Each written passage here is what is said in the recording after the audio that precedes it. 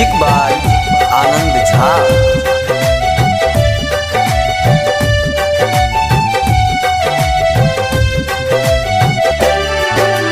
स्वर्ग से सुंदर सपनों से प्यारा है गुरु का दरबार।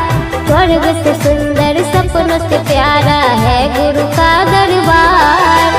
हम पर सदा बरसते रहना गुरु तुम्हारा प्यार न रूठे। गुरु दरबार न छूटे तुम्हारा प्यार न रूठे। गुरु दरबार न छूटे। स्वर्ग से सुंदर सपनों से प्यारा है गुरु का दरबार। स्वर्ग से सुंदर सपनों से प्यारा है गुरु का दरबार। हम पर सदा बरसते रहे गुरु तुम्हारा प्यार न रूठे। गुरु दरबार न छूटे तुम्हारा प्यार न रूठे। गुरु दरबार न छूटे।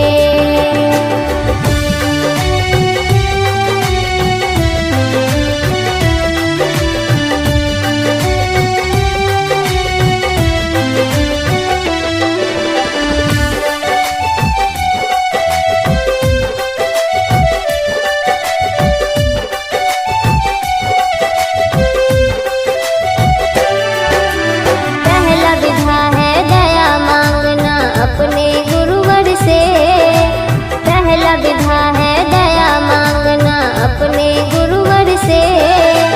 हम पर सदा बरसते रहना गुरु तुम्हारा प्यार न रूठे। गुरु दरबार न छूटे तुम्हारा प्यार न रूठे। गुरु दरबार न छूटे। स्वर्ग से सुंदर सपनों से प्यारा है गुरु का दरबार। स्वर्ग से सुंदर सपनों से प्यारा है गुरु का दरबार। हम पर सदा बरसते रहे गुरु तुम्हारा प्यार न रूठे। गुरु दरबार न छूटे तुम्हारा प्यार न रूठे। गुरु दरबार न छूटे।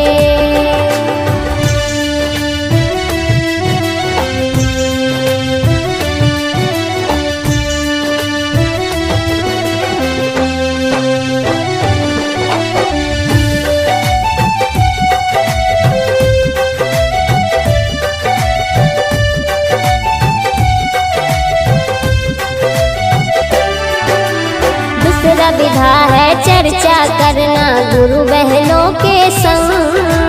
दूसरा विधा है चर्चा करना गुरु बहनों के संग। हम पर सदा बरसते रहना गुरु तुम्हारा प्यार न रूठे। गुरु दरबार न छूटे तुम्हारा प्यार न रूठे। गुरु दरबार न छूटे। स्वर्ग से सुंदर सपनों से प्यारा है गुरु का दरबार। स्वर्ग से सुंदर सपनों से प्यारा है गुरु का दरबार। हम पर सदा बरसते रहे गुरु तुम्हारा प्यार न रूठे। गुरु दरबार न छूटे तुम्हारा प्यार न रूठे। गुरु दरबार न छूटे।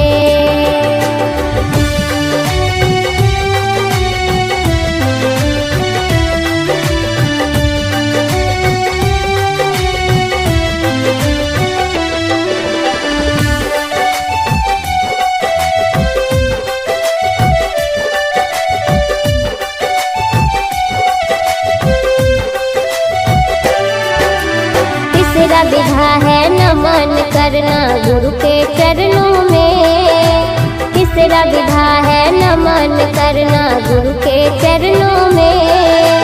हम पर सदा बरसते रहना गुरु तुम्हारा प्यार न रूठे। गुरु दरबार न छूटे तुम्हारा प्यार न रूठे। गुरु दरबार न छूटे। स्वर्ग से सुंदर सपनों से प्यारा है गुरु का दरबार।